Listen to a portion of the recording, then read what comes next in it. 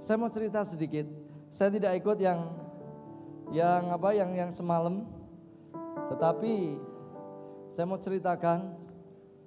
ceritakan apa yang Tuhan kerjakan di tengah-tengah kita yang semalam. Tidak seperti biasanya Pak Yus pada waktu penyembahan, tiba-tiba mata rohaninya dibuka dan beliau melihat ada malaikat turun naik. Bukan naik turun saudaraku, tapi turun naik. Dan itu meneguhkan apa yang nubuatan dari salah satu hamba Tuhan. Itu hamba Tuhan yang ajaib, yang luar biasa, yang pernah menubuatkan beberapa pemimpin jemaat juga.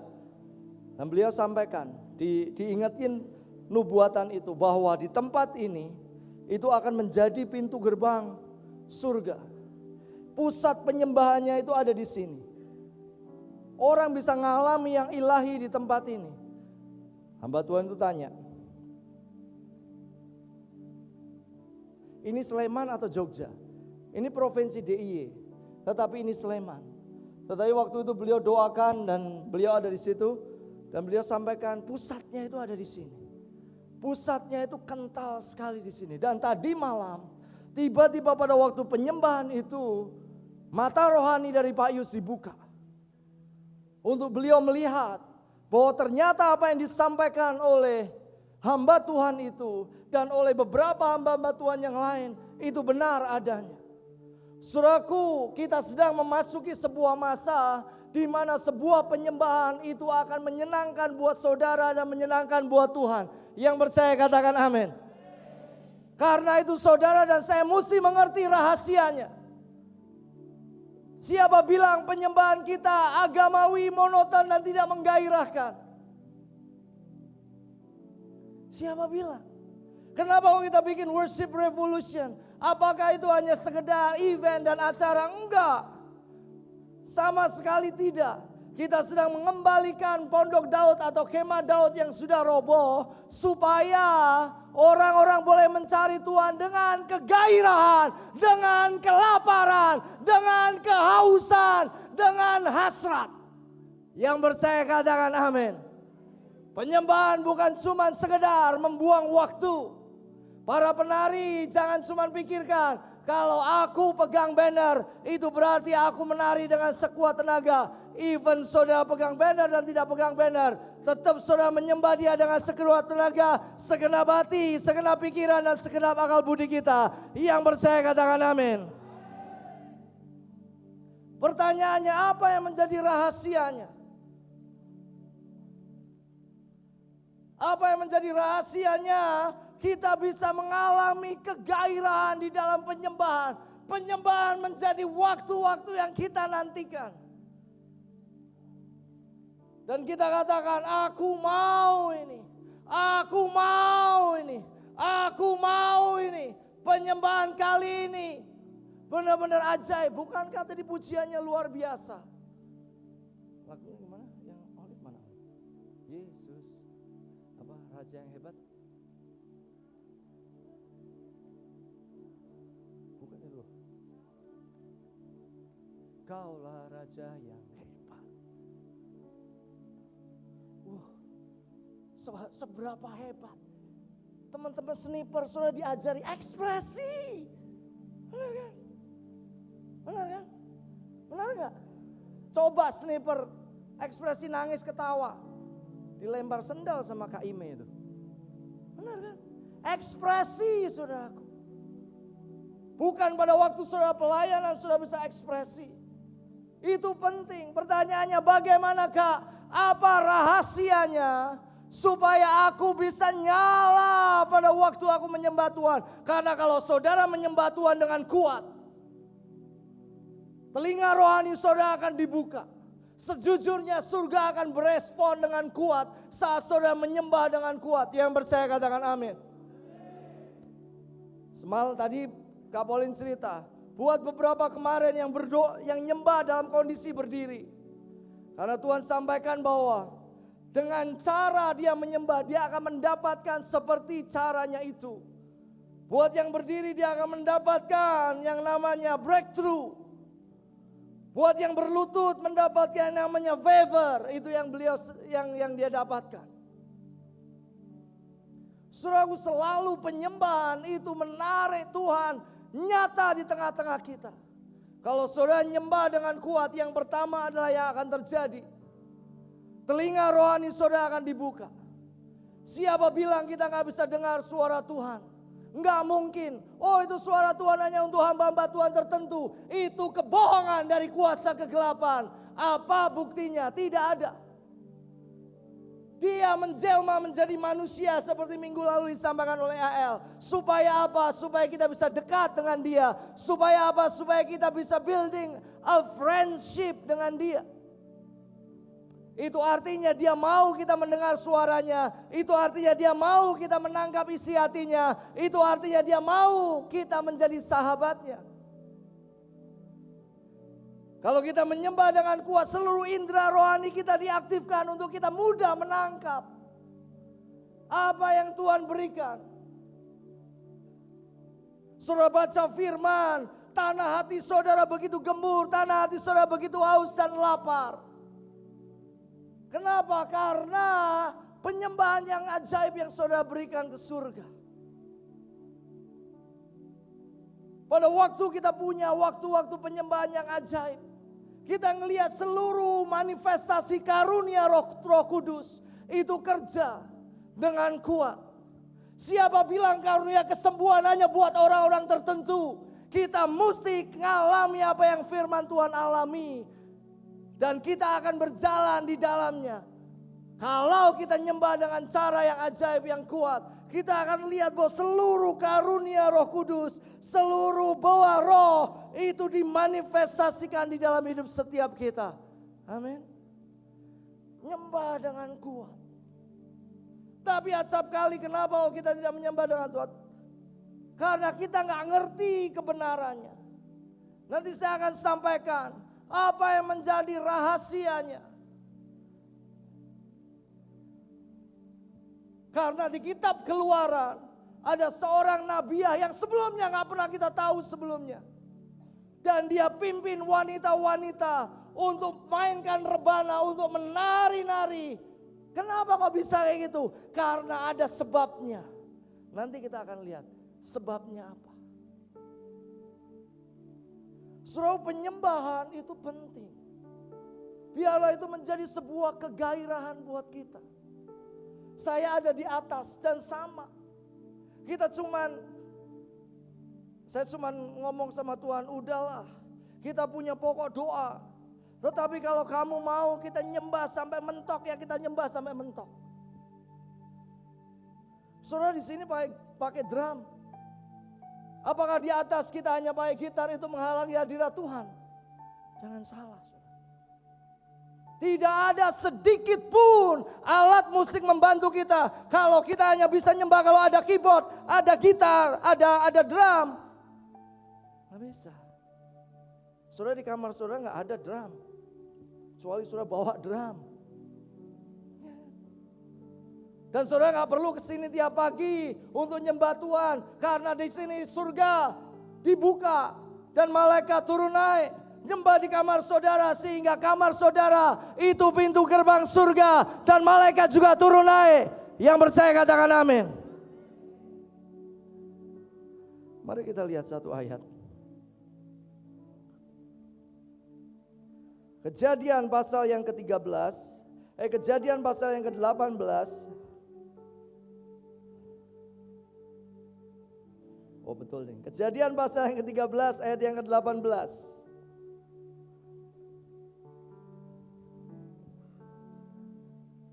Sesudah itu Abraham memindahkan kemahnya dan menetap di dekat pohon-pohon tarbantin di Mamre, dekat Hebron. Lalu didirikannya mezbah di situ bagi Tuhan. Saudaraku, di zaman itu kalau orang ngerti pohon tarbantin itu pohon yang besar. Dan selalu pohon yang besar dipakai untuk penyembahan berhala.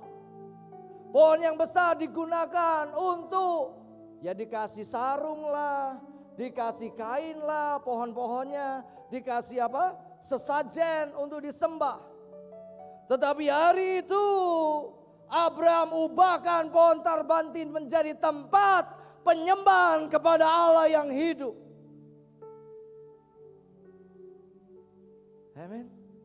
Dia ubahkan. Dan dia bangun di mana? Di Hebron. Arti dari Hebron adalah building a friendship. Membangun persahabatan. Saudaraku, penyembahan kita adalah kita sedang membangun persahabatan dengan Tuhan. Saudara lompat-lompat, Kak, berkeringat. Loh, kalau nggak berkeringat itu nggak wajar, saudara. Penyembahan, pujian penyembahan dengan sebuah kekuatan itu harusnya saudara berkeringat. Saya berkeringat, tetapi masih kurang. Saya ingat pada zaman-zaman tahun 90-an kita awal-awal bertobat. Pulang ganteng, berangkat ganteng, 5:30 udah setting semuanya. Pujian penyembahan, kebaktian cuma 10.30. Pulang dalam kondisi basah kuyup. Kenapa? Karena itu waktu yang kita tunggu. Aku mau melompat. Dan aku mau tertawa. Aku mau bergirang karena Tuhan. Dan itu menjadi waktu-waktu yang ajaib. Itu menjadi waktu-waktu yang luar biasa. Abraham tahu bahwa penyembahannya kepada Tuhan itu sedang membangun sebuah hubungan. Saudara baca di dalam Alkitab. Dan saudara ketemu pada waktu satu ketika Tuhan mau hancurkan Sodom dan Gomora. Dia ketemu sama siapa? Kalau dulu dia ketemu sama Abraham. Mungkin kalau ada apa-apa di kota Jogja, Tuhan akan ketemu sama putri. Amen. Dia ketemu sama Abraham, Bram. Mungkin dia nongkrong di angkringan. Aku mau habisin tuh Sodom dan Gomora. Sambil ngopi, ya kan. Piye? Menurutmu piye? Kalau dia orang Jawa, dia tanya, mungkin dia nongkrongnya di angkringan. Ada wedang ronde, nggak ada rondenya sih. Apa wedang jahe tepatnya. Sambil makan gorengan, ceplusin lombok satu-satu, ya kan. Dia tanya, Bram, enak piye? Itu Sodom dan Gomora media habisin enggak? Lalu Abraham ngomong, lambo ojo Tuhan mesake, kasihan Tuhan. Ada orang-orang benar di sana, kasihan. Ya wis nek ngono, aku bali. Tapi syarat kamu temukan orang benar. Belum pernah ada di dalam sejarah manusia. Tuhan anggap manusia menjadi sahabat. Itulah keajaiban dari penyembahan. Ini bukan bicara tentang sebuah lagu. Ini bicara tentang sebuah hasrat dan kerinduan. Saya tidak bisa memuji, saya tidak dipanggil untuk pelayanan di situ. Tetapi awal-awal saya bertobat, saya diajari banyak hamba Tuhan how to worship God. Mulai dari Ken Henry, dia cuma pakai gitar bolong. Orang pada holy laughter. Cuman kita. Ya, saya dengan Kak Kristono hampir mirip lagu-lagu. Saudaraku, penyembahan itu building a friendship. Ya, makanya nantikan, datang lebih awal, nantikan, jangan mau nantilah. Sing penting khotbah, enggak. Ini sebuah kesatuan untuk kita bisa mengalami Tuhan sama-sama. Dan pada waktu di detik-detik terakhir Pak Yus penyembahan semalam, tiba-tiba Tuhan bicara kepada beliau. Aku mau berkati kamu. Lalu Tuhan ngomong, jangan sok toh. Beliau sampaikan ke gini, Tuhan aku itu menyembah dalam dengan hati yang tulus. Tapi Tuhan cuma ngomong, kalau aku mau memberkati, ya tetap aku akan memberkati. Saya akan kasih ilustrasi yang menarik. Pak Yus sampaikan tadi pagi ilustrasinya seperti ini. Tiap kali saya datang ke rumah teman, beliau mau minta tolong sebenarnya, tapi tetap aja disiapin Bapak beliau ini punya restoran yang ajaib. Ya, kalau Pak Yus datang minta tolong selalu disiapin. Mulai dari apa itu namanya? Bakwan jagung, apa pokoknya barang yang enak-enak lah itu ya. Ya Bud ya, enak ya Bud ya. Jadi itu barang-barang yang enak-enak. Padahal dia minta tolong. Kenapa? Karena dia suka. Sahabat-sahabatnya menikmati makanan yang dia sajikan. Saudara-saudara mesti ngerti bahwa kita punya sahabat yang ajaib, yaitu Yesus. Amin. Kalau kita menyembah dia, kita total menyembah dia, kita ngomong, kaulah Allah yang hebat. Dia ngomong, wih, I like it. Bukan cuma saudara suka loh, tapi I like it.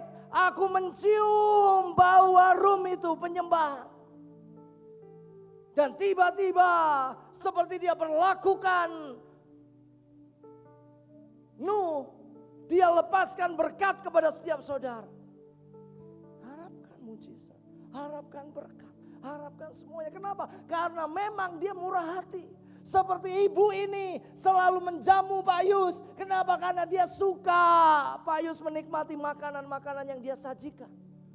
Bukankah kita punya Tuhan yang seperti itu? Amin. Amin. Sembah dia dengan kuat, saudara. Sembah dia dengan hasrat. Kayak saudara, berapa banyak saudara yang pernah jatuh cinta? Putri pernah jatuh cinta? Pernah dengan siapa? Oh, off the record Kak, ya nggak usah. Ya, pernah tapi ya. Kok merah? Oh, sedang. Oh, ongoing berarti. Sering, kok sering? Rasanya gimana? Bahagia, ya. Lalu? Pikirannya itu aja, lalu? Pengen ketemu. Ya, lalu? Pengen makan berdua.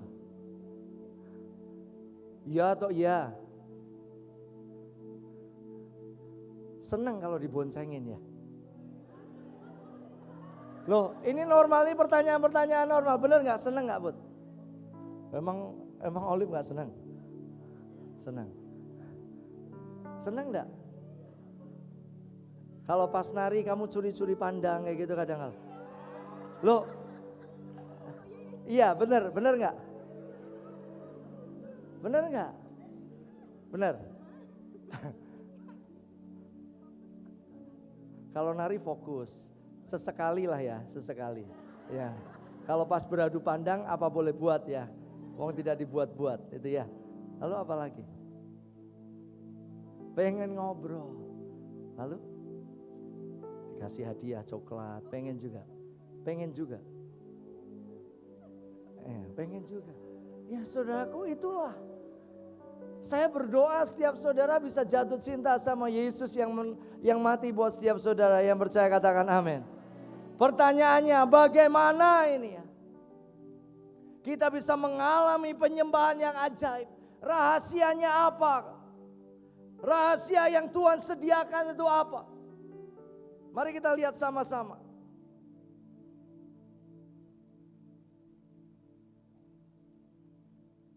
Nanti yang ayat panjangnya nanti ya. Rahasianya adalah supaya saudara mesti mengalami yang namanya Paskah. Atau keajaiban dari darah anak domba. Tapi kita mau lihat sama-sama di kitab Ibrani.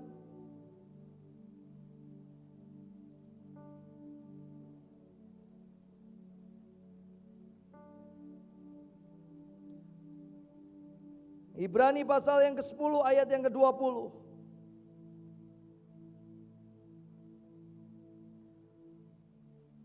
Tapi saya akan bacakan mulai dari ayat yang ke-19. Ibrani pasal yang ke-10 ayat 19 sampai 20. Kita mau baca sama-sama. Ayat 19 dan 20. 2, 3.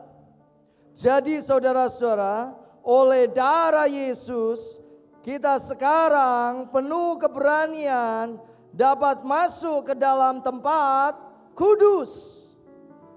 20, 2, 3.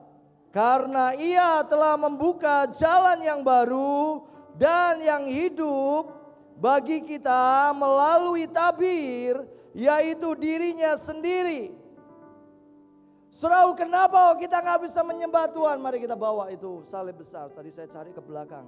Oh ternyata, oh besar saudara. Siapa yang mau disalib? Nggak ada. Tetapi ini sebuah gambaran.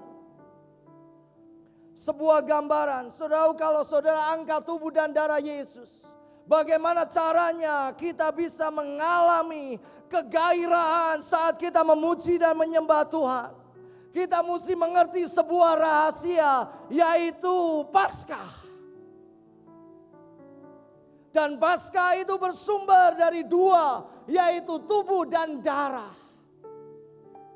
Karya salib itu selalu ajaib. Karya salib itu selalu luar biasa. Berapa banyak saudara penuh ketakutan datang di dalam hadirat Tuhan. Aku gak layak, Kak. Aku gak layak. Siapa yang bilang saudara gak layak? Alkitab katakan, jadi saudara-saudara. Siapa saudara-saudara? Mulai dari Mora, mulai dari Acel. Itu termasuk dari saudara-saudara. Mulai dari Putri, mulai dari Ines, mulai dari Elizabeth. Itu termasuk saudara-saudara. Harusnya kita penuh keberanian. Wih, aku mau bersuka cita. Kenapa? Karena darah Yesus. Penuh keberanian dapat masuk ke tempat kudus. Mungkin saudara baca ini tempat kudus itu bukan ruang maha kudus. Coba lihat bahasa Inggrisnya. Ayat 19. Enter into the holies, ruang maha kudus. Ini tempat di mana di sana ada tabut. Holy of holies. Kenapa? Karena darah. Salib itu membedakan. Kalau dulu sebelum orang Israel mengalami Paskah, dia tidak akan pernah berani menyembah. Tetapi pada waktu Paskah dideklarasikan, maka bangsa Israel beribadah kepada Tuhan. Begitupun saudara dan saya.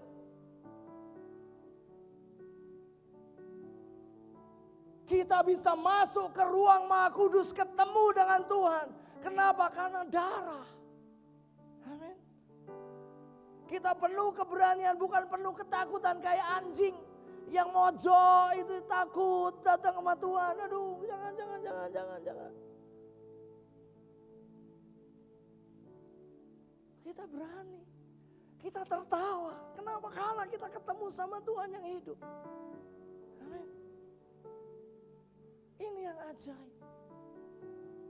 Ya.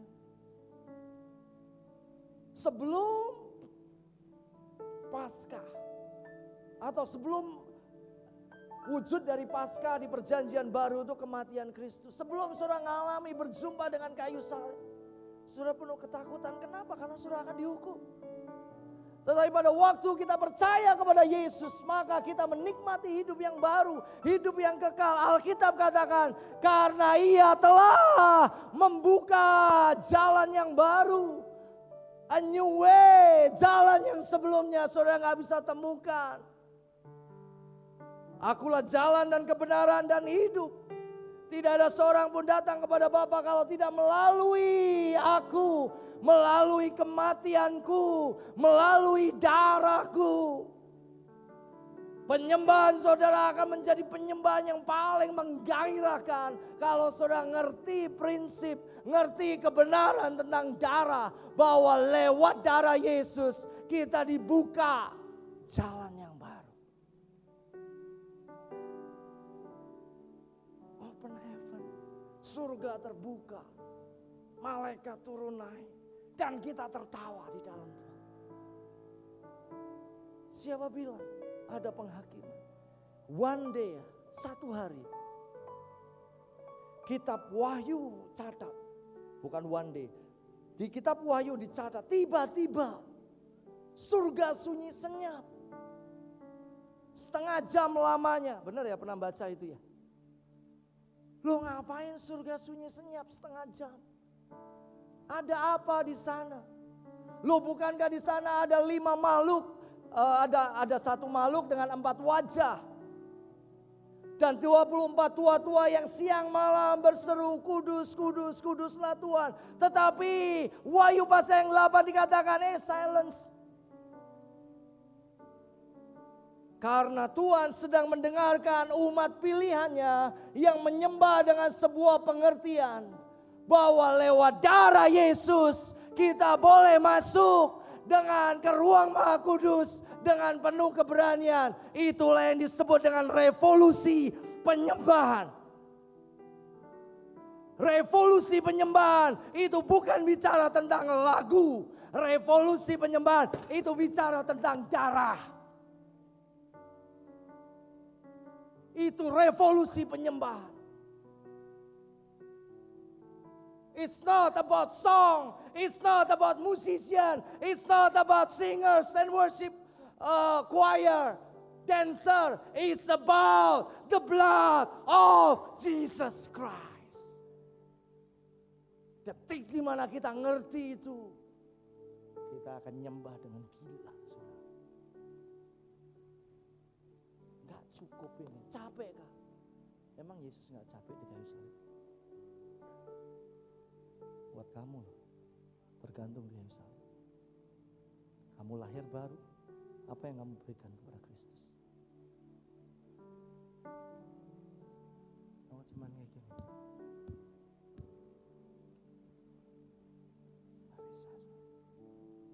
Gak bisa. Saya usia 45. Mari kita nyembah sama-sama. Satu hari saya di Maluku, Pastor Hendra Jostens bilang, Mas Budi, kamu nyembah lompat-lompat kayak gitu aja udah capek. One day aku ajak kamu ke Mas Sohi. Ngapain Pak di sana? Saya akan ketemuin kamu dengan seorang gembala. Dia usia 70 tahun. 2 jam kebaktian, 2 jam juga lompat. Tidak berhenti. Saya mau boleh juga one day ya. Nanti bulan April lah, kalau Tuhan buka kesempatan. Saudaraku, darah Yesus, jalan yang baru dan jalan yang hidup. Apa itu jalan yang hidup? Berapa banyak saudara yang pernah lihat eskalator? Pernah lihat eskalator?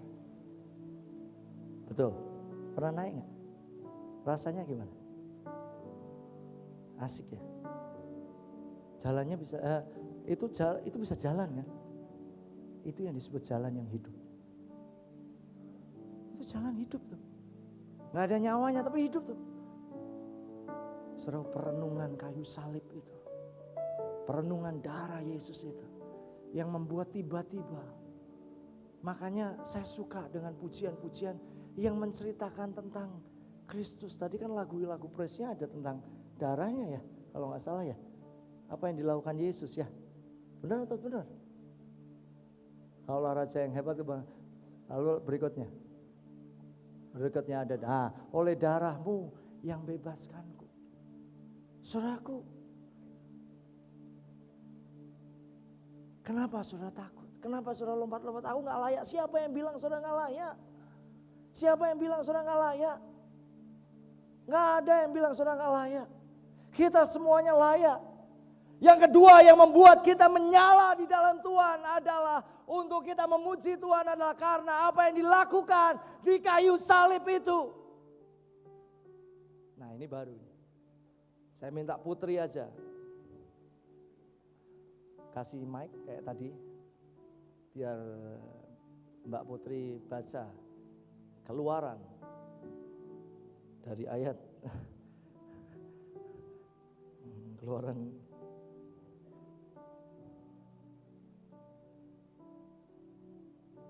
Keluaran 12 ayat 1 sampai 42. Keluaran 12 ayat 1 sampai 42. Saudaraku, Saudara mesti dengarkan, saudara lihat di atas, ya, saudara dengarkan, saudara serap, supaya saudara ngerti bahwa apa alasan kita merayakan tubuh dan darah Yesus. Silakan. Keluaran 12 ayat 1. Berfirmanlah Tuhan kepada Musa dan Harun di tanah Mesir. Bulan inilah akan menjadi permulaan segala bulan bagimu. Itu akan menjadi bulan pertama bagimu tiap-tiap tahun. Katakanlah kepada segenap jemaah Israel, pada tanggal 10 bulan ini diambillah oleh masing-masing seekor anak domba. Menurut kaum keluarga, seekor anak domba untuk tiap-tiap rumah tangga.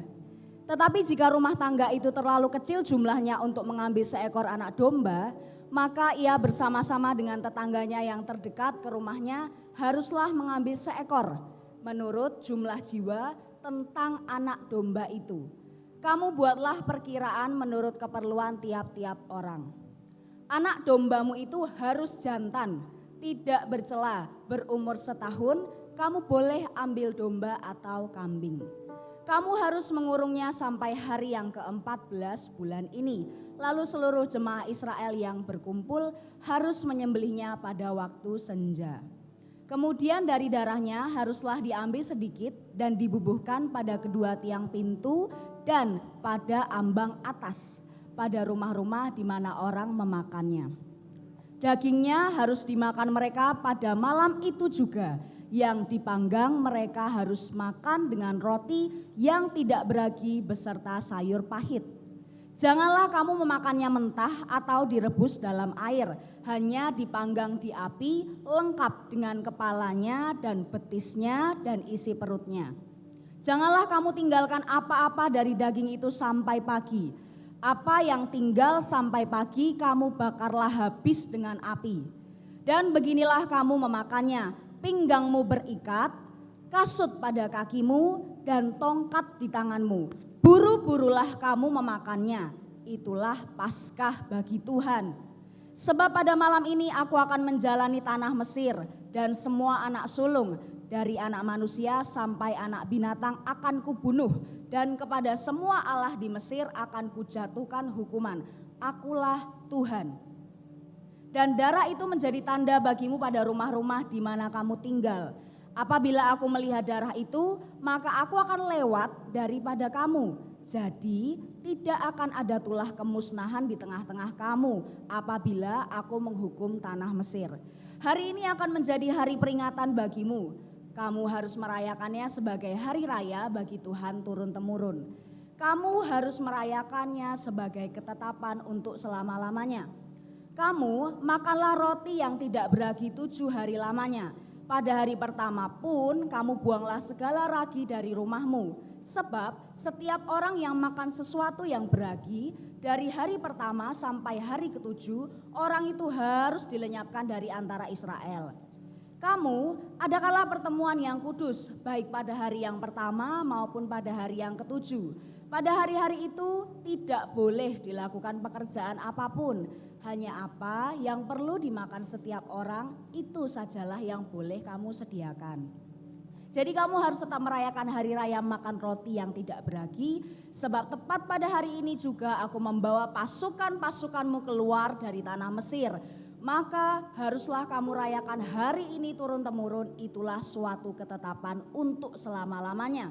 Dalam bulan pertama pada hari yang ke-14 bulan itu pada waktu petang, kamu makanlah roti yang tidak beragi sampai kepada hari yang ke-21 bulan itu pada waktu petang. 7 hari lamanya tidak boleh ada ragi dalam rumahmu, sebab setiap orang yang makan sesuatu yang beragi, orang itu harus dilenyapkan dari antara jemaah Israel, baik ia orang asing, baik ia orang asli. Sesuatu apapun yang beragi tidak boleh kamu makan. Kamu makanlah roti yang tidak beragi di segala tempat kediamanmu. Lalu Musa memanggil semua tua-tua Israel serta berkata kepada mereka, pergilah, ambillah kambing domba untuk kaummu dan sembelilah anak domba Paskah. Kemudian kamu harus mengambil seikat hisop dan mencelupkannya dalam darah yang ada dalam sebuah pasu. Dan darah itu kamu harus sapukan pada ambang atas dan pada kedua tiang pintu, seorang pun dari kamu tidak boleh keluar pintu rumahnya sampai pagi. Dan Tuhan akan menjalani Mesir untuk menulahinya. Apabila ia melihat darah pada ambang atas dan pada kedua tiang pintu itu, maka Tuhan akan melewati pintu itu dan tidak membiarkan pemusnah masuk ke dalam rumahmu untuk menulahi. Kamu harus memegang ini sebagai ketetapan sampai selama-lamanya bagimu dan bagi anak-anakmu. Dan apabila kamu tiba di negeri yang akan diberikan Tuhan kepadamu, seperti yang difirmankannya, maka kamu harus pelihara ibadah ini. Dan apabila anak-anakmu berkata kepadamu, apakah artinya ibadahmu ini? Maka haruslah kamu berkata, itulah korban Paskah bagi Tuhan yang melewati rumah-rumah orang Israel di Mesir. Ketika ia menulahi orang Mesir tetapi menyelamatkan rumah-rumah kita. Lalu berlututlah bangsa itu dan sujud menyembah.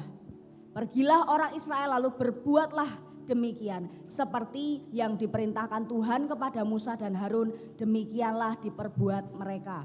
Maka pada tengah malam Tuhan membunuh tiap-tiap anak sulung di tanah Mesir. Dan dari anak sulung Fir'aun yang duduk di tahtanya sampai kepada anak sulung orang tawanan yang ada dalam liang tutupan beserta segala anak sulung hewan. Lalu bangunlah Fir'aun pada malam itu bersama semua pegawainya dan semua orang Mesir. Dan kedengaranlah seruan yang hebat di Mesir, sebab tidak ada rumah yang tidak kematian. Lalu pada malam itu dipanggilnyalah Musa dan Harun, katanya, bangunlah, keluarlah dari tengah-tengah bangsaku, baik kamu maupun orang Israel, pergilah, beribadahlah kepada Tuhan seperti katamu itu. Bawalah juga kambing dombamu dan lembu sapimu seperti katamu itu. Tetapi pergilah dan pohonkanlah juga berkat bagiku. Orang Mesir juga mendesak dengan keras kepada bangsa itu, menyuruh bangsa itu pergi dengan segera dari negeri itu, sebab kata mereka, nanti kami mati semuanya. Lalu bangsa itu mengangkat adonannya sebelum diragi, dengan tempat adonan mereka terbungkus dalam kainnya di atas bahu. Orang Israel melakukan juga seperti kata Musa, mereka meminta dari orang Mesir barang-barang emas dan perak serta kain-kain. Dan Tuhan membuat orang Mesir bermurah hati terhadap bangsa itu sehingga memenuhi permintaan mereka. Demikianlah mereka merampasi orang Mesir itu. Kemudian berangkatlah orang Israel dari Ramses ke Sukot, kira-kira 600.000 orang laki-laki berjalan kaki, tidak termasuk anak-anak. Juga banyak orang dari berbagai-bagai bangsa turut dengan mereka, lagi sangat banyak ternak kambing domba dan lembu sapi.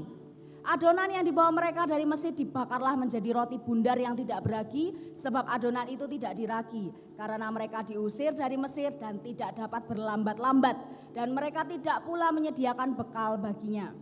Lamanya orang Israel diam di Mesir adalah 430 tahun. Udah? Oke. Lanjutkan Keluaran 15 ayat 20 dan 21. Keluaran 15 ayat 20. Ayat 20 dan 21. Lalu Miriam Nabiah itu, saudara perempuan Harun, mengambil rebana di tangannya dan tampillah semua perempuan mengikutinya memukul rebana serta menari-nari. Dan menyanyilah Miriam memimpin mereka, menyanyilah bagi Tuhan sebab ia tinggi luhur, kuda dan penunggangnya dilemparkannya ke dalam laut. Saudaraku, yang membuat bangsa Israel begitu bergairah saat mereka beribadah kepada Tuhan adalah, selain yang pertama bahwa darah Yesus atau korban Paskah itu menyediakan jalan yang baru dan jalan yang hidup. Yang kedua adalah mereka dibebaskan dari yang namanya perbudakan. Yang percaya katakan amin. Saudara dan saya dibebaskan dari perbudakan.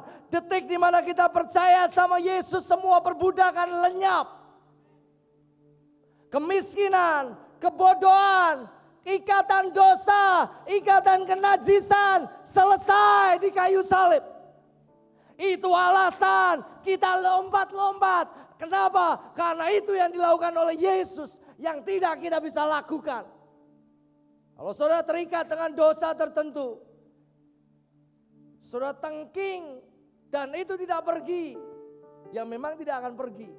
Yang saudara mesti lakukan adalah renungkan kayu salib dan darah Yesus, maka saudara akan mengalami kemerdekaan. El kemarin sampaikan bahwa kita renungkan Kristus, maka tiba-tiba kekudusan Kristus itu akan mengalir lewat hidup setiap kita. Kita tidak bisa berusaha kudus, nggak ada berusaha kudus. Kudis bisa, saudara. Ya, nggak bisa. Saudara terikat dengan tontonan-tontonan. Udah tahu wanita yang miskin, dia itu tidak pakai baju, saudara tonton dan itu melukai hati Tuhan. Dan saudara nggak bisa lepas dengan wanita miskin itu. Gimana caranya? Ya jangan tonton, HP-nya kasih ke Kak Olive aja. Ya. Oh ya jangan tonton. Gunakan waktu-waktu saudara untuk apa? Untuk renungkan tentang kayu salib. Ya. Saudara, mereka 430 tahun ada di bawah perbudakan. Dan mereka nggak bisa lepas. Saya katakan untuk melepaskan mereka dari tanah Mesir itu gampang. Tapi keluarkan spirit of perbudakan itu yang susah. Kalau mereka ngadepi masalah, mereka ngomong Mesir lah. Nikmat kok, dosanya. Padahal Tuhan katakan, kalau kita merenungkan tubuh dan darah Yesus, kita makan tubuh dan darah Yesus, kita sedang sama-sama katakan bahwa belenggunya udah selesai. Alasan saudara lompat-lompat, alasan saudara tertawa, alasan kita memuji Tuhan dengan segenap hati dan kekuatan. Karena apa yang dilakukan oleh Tuhan di dalam hidup setiap kita. Semua kutuk selesai, kutuk kemiskinan, kutuk kebodohan, kutuk kebebalan, kutuk kawin cerai, kutuk apapun. Dan selesai. Di dalam hidup kita itu alasan kita memuji Tuhan dan alasan kita tertawa bersama dengan Tuhan. Itu alasan kenapa kita melakukan tindakan profetik. Tindakan iman, makan tubuh dan darah Yesus. Saudara dan saya mesti ngerti. Amin. Kak, aku gak ada alasan untuk aku bisa bersuka cita. Gampang aja, saudara pagi bangun, saudara udah menghirup udara dari Tuhan. Itu alasan. Kebaikan Tuhan yang ajaib. Dan Alkitab katakan, tadi Putri baca, mereka mesti buru-buru. Buru-buru apa? Ayo buru-buru keluar. Adonan belum selesai, mereka mesti buru-buru keluar. Kenapa? Karena Tuhan sedang buru-buru untuk membebaskan kita. Loh, kalau kita makan tubuh dan darah Yesus, kita terus renungkan kayu salib dan terus renungkan tubuh dan darah Yesus. Pemusnah itu tidak akan pernah bisa masuk di dalam hidup kita. Itu bisa berupa kemiskinan. Bangsa Mesir habis kan karena ada pemusnah. Tapi pemusnah itu lihat ada perjanjian darah. Mereka ngomong enggak, pergi. Dengerin baik-baik. Di mana saudara? Waktu saudara makan tubuh dan darah Yesus, saudara angkat betul. Yesus di dalam engkau, darahnya ada di dalam aku. Pemusnah tidak doyan sama hidup saudara. Ada darah, kemiskinan menyingkir, kebodohan menyingkir, kawin cerai menyingkir, cerai-cerai menyingkir. Ya, kenapa? Karena ada perjanjian darah. Amin. Itu yang membuat kita tertawa. Itu yang membuat kita bersuka cita. Amin. Dan yang terakhir adalah Paskah. Membuat bangsa Israel menikmati yang namanya transfer of wealth. Itu transfer of wealth kali kedua setelah Abraham. Kali kesekian setelah orang-orang Abraham, Yakub, Ishak, Yusuf gitu ya. Nah ini Israel. Mereka diberkati, mereka keluar dari perbudakan. Dan mereka bersuka cita. Amin.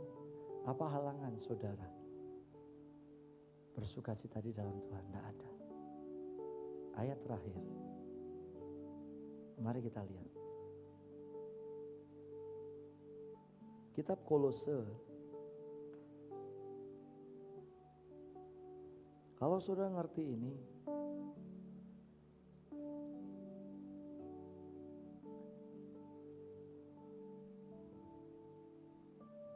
Kolose pasal yang kedua,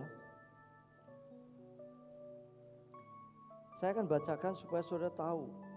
Saudara tahu kisahnya, mulai dari ayat yang ke-13.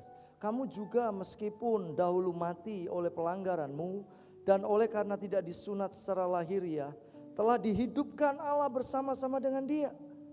Sesudah Ia mengampuni segala pelanggaran kita, dengan menghapuskan surat hutang yang oleh ketentuan-ketentuan hukum mendakwa dan mengancam kita. Dan itu ditiadakannya dengan memakukannya pada kayu salib. Semua dosa sudah selesai. Kitab Mazmur katakan, aku melemparkan semua pelanggaran dan dosamu di bawah tubir-tubir laut. Di atasnya ditulisin, jangan mancing di situ. Do not fishing. Kenapa saudara suka dibawa oleh iblis kembali ke masa lalu? Dosamu banyak dulu. Tapi karena kita percaya kepada Yesus, kita menjadi manusia yang baru. Yang percaya katakan amin. Itu alasan kita bersuka cita di dalam Tuhan. Alasan kita merayakan tubuh dan darah Yesus. Alasan yang berikutnya adalah ayat yang ke-15. Ia telah melucuti pemerintah-pemerintah dan penguasa-penguasa dan menjadikan mereka tontonan umum dalam kemenangannya atas mereka. Amin. Makanya tadi siap-siap lagu yang praise ya. Tadi pujiannya gimana? Lalu?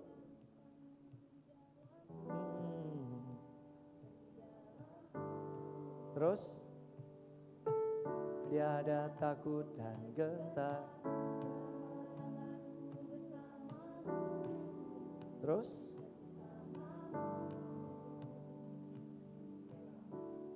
Lanjutkan.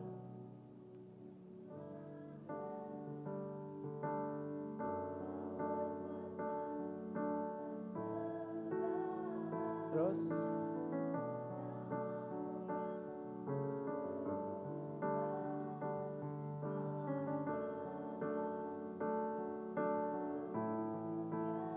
Terus?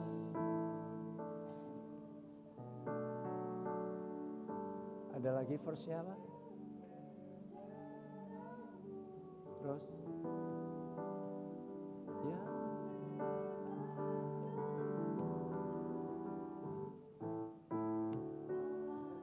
ya, saudaraku, apa yang dilakukan Yesus 2000 tahun yang lalu itu ajaib. Itulah kenapa kok kita merayakan every week. Sebenarnya bukan cuma every week ya. Kalau kita kumpul bareng kayak gitu, itu kesempatan untuk kita menari, melompat dan kita bersuka cita sama-sama. Kenapa? Karena ada jalan yang baru. Karena ada jalan yang hidup. Karena semua perbudakan kita selesai. Ya kan? Tidak ada penuduhan. There is therefore now no condemnation for those who are in Christ Jesus. Roma 8 ayat yang pertama. Tidak ada lagi penghukuman bagi mereka yang ada di dalam Kristus. Amin. Apa alasan kita tidak menari dari Tuhan? Dan yang terakhir adalah Ia telah melucuti pemerintah-pemerintah dan penguasa-penguasa dan menjadikan mereka tontonan umum dalam kemenangannya atas mereka. Tidak ada satupun kuasa kegelapan yang sanggup berdiri saat perjanjian darah dan tubuh Yesus. Itu kita angkat di dalam hidup setiap kita. Amin. Jangan katakan, oh iblis terlalu hebat. Siapa bilang? Siapa bilang iblis terlalu hebat? Bukankah Alkitab katakan bahwa dia ada di telapak kaki kita? Yang percaya katakan amin. Bukankah pada waktu kita memuji Tuhan, kita lompat-lompat, kita sedang menginjak-injak iblis. Dan kita sedang menari-nari di dalam kemenangan yang diberikan Yesus kepada hidup setiap kita. Amin. Itu alasan kita bersuka cita merayakan tubuh dan darah Yesus. Makanya darah Yesus itu menjadi pewahyuan utama dari kitab Kejadian sampai kitab Wahyu. Detik saudara kenal darah Yesus. Setan ora doyan, demit orang dulit, kuntilanak apalagi. Orang bilang, oh itu gedung di depan ada yang penunggunya. Saya tidur sendirian tengah malam. Tidak ada apa-apa. Ada. Ya, tidak ada apa-apa. Takut juga kan, jangan nanti suruh pakai kacamata berat kita. Saudara, kita mesti ngerti keajaiban dari tubuh dan darah Yesus. Amin. Amin. Amin. Berapa banyak saudara yang bersuka cita?